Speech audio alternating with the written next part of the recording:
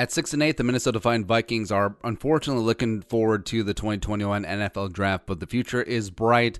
You got a young team racking and stacking up that talent, and you have a whole another class to bring in talent. And yes, no second-round pick, but with the projected Trey Wayne's compensatory pick through the Vikings' various trades, the Vikings will have 7 picks in the top 135. They'll have 2 third-rounders, an extra third from Baltimore from the Yannick the freaking Ngakoue trade, and then also potentially 4 fourth-round picks. The Vikings have their own, plus you have one from the Bears, you have one from the Bills and from the Stephon Diggs trade, as well as you have a comp pick as well. So, I mean, the Vikings have a great shot here. The Vikings have a great shot to bolster up this roster even further, and the Vikings draft needs. So both trenches, I think the Vikings are 1, maybe 2 offensive line pieces away. They need to add some extra edge help. They need to add a penetrating 3-tech. They need to do all that. They need to get their quarterback of the future, wide receiver 3, safety depth, all of the above. And frankly,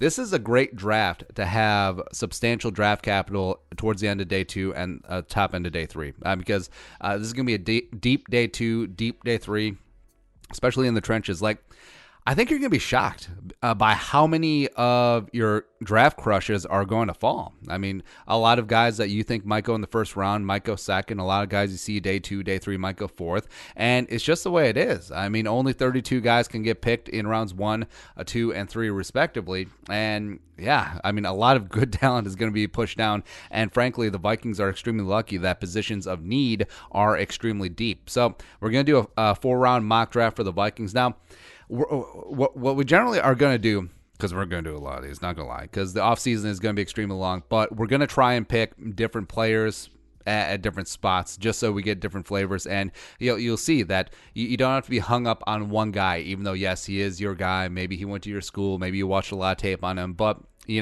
having a strata, having a few players in mind, that's the key. That's the key to playing, because then potentially you could trade down. You can get some more picks. But we're going to stick and pick.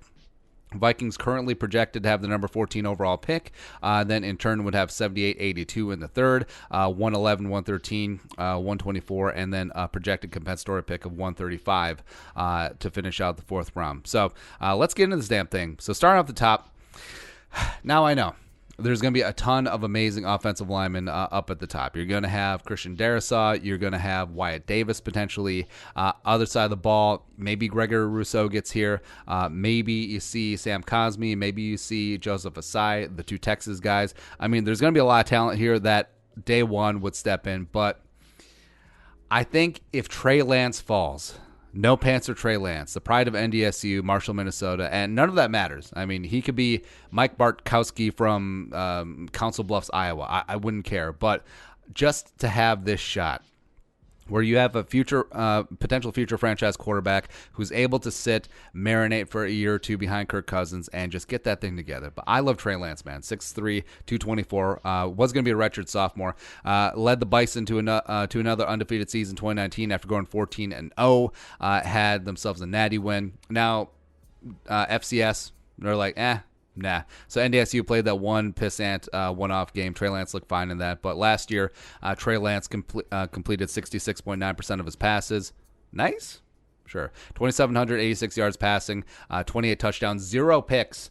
Pretty damn sexy, 9.7 yards per attempt, so he's pushing the ball downfield. Also ran for 1,000-plus yards and 14 touchdowns, 6.5 yards per carry. He is big. He is fast.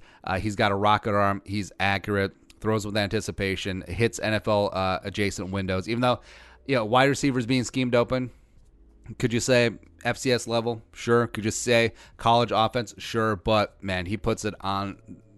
Not even hitting in the numbers. Like, which number do you want? Like, which stitch of the glove do you want? He makes good decisions with the football, is really good when things get off schedule, has great pocket awareness, even though NDSU has a studly offensive line. Great footwork, throws great from base. The ball just leaps from his hands, and he is a special arm talent. He's right up there with Fields, right up there with Lawrence, as well as Zach Wilson. So I think that it's going to be a tough decision. I mean, you can have an offensive lineman, defensive lineman who will contribute day 1, but Trey Lance is going to sit for a year, maybe 2. probably 2. But just having him in the pipeline and just giving some Vikings fans hope, hey, this is going to be the guy. Give him a year or 2 with Gary Kubiak and Clint Kubiak and let him get acclimated to the NFL game. Hopefully there'll be preseason this year, and the Vikings will finally have a viable option to Kirk Cousins.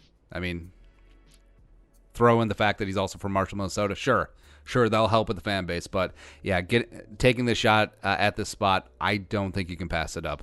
All right, so the Vikings wait through second round.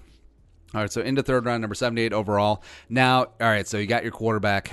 Now we got to start eating some beef. We got to start going in the trenches. So 78, Zion Johnson, my guy from Boston College. Now, 78 might be a little bit optimistic. I could easily see Zion as a second-round pick, maybe even a high-end second-round pick. But, again, we're in December, so there's a long way to go, and we're just having fun here. But Zion Johnson, senior, 6'3", 310. So he transferred from Davidson.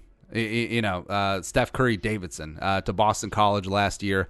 Stud athlete, paved the way for A.J. Dillon to have monster numbers to be a second-round pick by the Packers for some reason last year. Yeah. This year he moved to left tackle and was phenomenal there, but arm size probably going to be kicking inside in the NFL. Already has an NFL caliber anchor, will not be pushed around. Boston College is just cranking out some dudes, man. Absolutely. So, like Chris Lindstrom last 2 years ago, number 14 overall pick, and then his brother, another Lindstrom. How many Lindstroms are in the pipeline, man? That's what I want to know. And then also, but Zion has that anchor, has that ass, is not going to be pushed around. Great movement skills up front, can flex, from zone into gap. He's going to be scheme agnostic and just an immediate plug and play left guard for the Vikings. And yeah, I think if the plan is going to be Riley Reef for one more year, maybe another pay cut situation.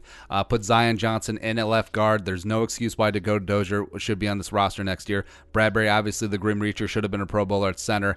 I mean, maybe Ezra at right guard. Maybe you experiment him with him back at left tackle, kick Riley Reef inside. I don't really care. And, of course, Brian O'Neill at right tackle. But either way, just him rock solid, getting a day one starter in round 3.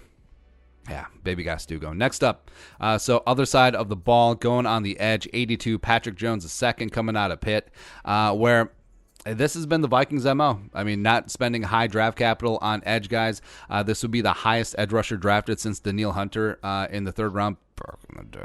But Jones, 6'5", 260, senior, 9 sacks and 12.5 tackles for loss this season, 21.5 total sacks for his 4-year career in Pittsburgh for the Panthers. Just absolute great burst off the line. Plus, the kid is stout. Like, I know that it's in vogue to have these 240, 245-pound edge rushers just line up as a wide 9 and just get after it, a la Yannick the freaking Ngakoue. But, I mean, give me a guy who is going to be an asset, not a liability on all 3 downs, a guy who has the quickness to rush and has size to set the edge.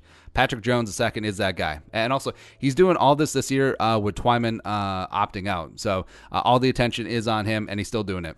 Absolutely love it. So you're going to have Danielle back, full health. You got Patrick Jones coming in. You got year 2 of DJ Wanham, who's really stepping up. You got Afadi still in the mix as well. I love it, man. I love it. Next up, sticking on the defensive line. So, one of my favorite guys. One of my favorite guys in the draft. 4th-round pick, 111 overall. Levi Onwuzurike coming out of Washington. And, man, I love this kid. He was going to be a redshirt senior this year. 6'3", 288. One of the most explosive defensive tackles in the draft. And he might fall because he is a situational guy. You have some size issues. He did opt out this season as well, but he played all over the defensive line for Washington. He was a stand-up linebacker. He was on the edge. He was at a 5-tech. He was at 3-tech. Likely his spot is going to be that 3-tech in the league, where I think that he's not numero uno against the run, but he's fine. But him getting after it and just wreaking havoc in that B gap, I think that's where he's going to make his bones. 31 pressures, 2 sacks in 2019. Just a lightning fast first step. Like, it is up there with Sharif Floyd in terms of, off the ball, suddenness, right? And the Vikings need that penetrator, where they have too many dudes on the defensive interior who are jack of all trades, master of none. I mean, Julio Johnson is that guy. Rookie deal is over. Shamar Stephen is also that guy. Armon Watts, might be that guy. And also they won't take a chance on James Lynch. But on Wuzuriki, you know exactly what he's coming in for, and you know exactly what you're going to get. So getting Jones, getting on Wuzuriki, guys who are going to play on passing downs, I love that. I love it, man. Next up, so double dipping on the offensive line, Alaric Jackson, 113. This is a pick from Chicago, 6'6", 320, a redshirt senior out of Iowa. Now, this is not a starter level pick. Alaric Jackson needs a lot of work, but I mean, the potential is there, man. All right, so he was Iowa's left tackle the last 2 years. Best position is likely going to be NFL right guard, where he's got power, he's got NFL anchor. He's not going to be pushed around by Akeem Hicks, which would be a nice change of pace for the Vikings. But the trade-off is he's a bit of a plotter. Like, it's not a deal breaker in terms of movement skills, but he's not going to be confused for Ezra Cleveland at right guard anytime soon. But also, like we said, we're not drafting him to be a starter right away. I mean, one more year of Riley Reif, maybe Oli Udoh and Kyle Hinton start getting the time of day. Maybe they'll work their way in the mix. But a guy who's going to become that next great new project for the Vikings offensive line, because I think the Drew Samia experiment is over. Now, I get why teams generally don't get rid of guys on their rookie deals, especially if they're fourth-round picks and earlier, but I think we've seen all we need to see from Drew Samia. All right, so Alaric Jackson is going to be that next fourth-round guy to step on in, come on in, let's begin, let's go. Also in the fourth round, so actually, let's recap right now. So Vikings got their QB of the future, and then they've addressed double-dipped on both sides of the ball. So I'm feeling pretty good. I mean, if the Vikings get midway through the fourth round and this is what's on the Vikings' plate, I'm good. I'm good, man. So the rest is all gravy. So gravy pick, fun pick, 124, Daz Newsome, wide receiver from North Carolina, come on and raise up. So this is the pick from Buffalo in the Stephon Diggs trade. So, so to recap the Diggs trade, so the Vikings traded the 5th and 6th from last year for a 4th and 5th this year. So it would be Justin Jefferson. It would be Alaric Jackson. Yeah, Alaric Jackson, and then Daz Newsome. And then also you'd have a 5th-round pick from Baltimore as the Diggs compensation. So I guess we'll see. But Daz, 5'11", $190, senior for the Tar Heels. Now, we said that the Vikings, they just need that third dynamic playmaker. Like, I know that Irv and Gronklin is sort of it. I know that BC, I like BC. I know that BB does make plays. All he does is catch first downs on third down. But, I mean, Daz is legit. He is. Plus, he would help return punts. He averaged 10.9 yards per punt return. So, for that, we thank you. He has 48 catches, 616 yards, and 5 touchdowns this year. Last year was his breakout year, 72, 1,018 yards receiving, and 10 touchdowns. And you saw it this year. Tough kid, great ball skills, not afraid to go over the middle despite being limited in size. Great running option routes. Him and Sam Howell are really communicating, doing good things together. And you know who he reminds me of? He reminds me of a quicker Jamison Crowder. The Jets wide receiver, formerly of Washington, did great things with Kirk Cousins. Ironically, Crowder went to Duke, so you got some, Tobacco Road rivalry going on here. But yeah, Daz, getting him in here, just give him the punt return job, work his way in as a wide receiver 3. Now, it's a compounding problem is that the Vikings have 17 slot receivers, but Jefferson and Thielen have established that they can thrive on the outside, and Daz can kick inside. He's going to shake. He's going to get open. He's going to be that asset over the middle. I love this pick, man. Lastly, wrapping up, so the compensatory pick, 135, projected anyway. And like I said, I like picking different guys, but yeah, I picked Zion and Onwuzurike against Osumi. But Greg Eisworth II, he just always keeps coming up, where the Vikings could and should be in the market for another safety, and it's a pretty decent safety class if you dig. But, I mean, Eisworth, I like watching him, man. And so, like, Iowa State, Oklahoma this week, redshirt senior, 6', 204, had 45 tackles, 1.5 tackles for loss, and a pick this year. But, I mean, he's one of the hardest-hitting safeties in the draft. He's basically an extra linebacker, team captain, team leader, calls the defense, and, I know that, the whole him and Harrison, like it's an easy and lazy comp, but Matt Campbell, they sort of use him like a Harrison Smith, where 1 minute he's on the back end, 1 minute he's up on the line of scrimmage, 1 minute he's setting the edge, 1 minute he's blitzing, and there's lots of things that he does well that doesn't show up in the stat box. And frankly, getting him in the mix. And this could be a bigger need depending on what happens with Anthony Harris, certainly.